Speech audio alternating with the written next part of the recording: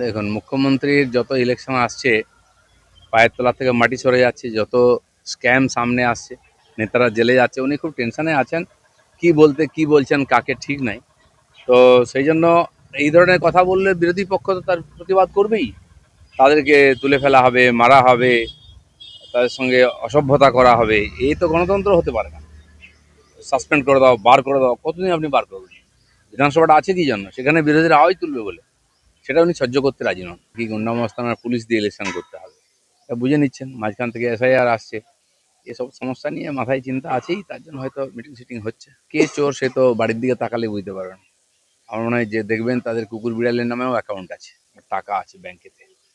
যার সব পরিবারের সবাই, একটা পরিবারের সবাই ভ্রষ্টাচারী, সবার নামে কোনো না কোনো কমপ্লেন, সেই নিয়ে নিজেদের মধ্যে মারপিট। সবাই রাজনীতিতে এসেছে ইনকাম করার জন্য। তো পুরো পরিবার যেখানে ভ্রষ্ট, তারা অন্যের দিকে কি করে আঙুল তোলে? স্লোগান দিলে কি লোক মেনে নেবে নাকি?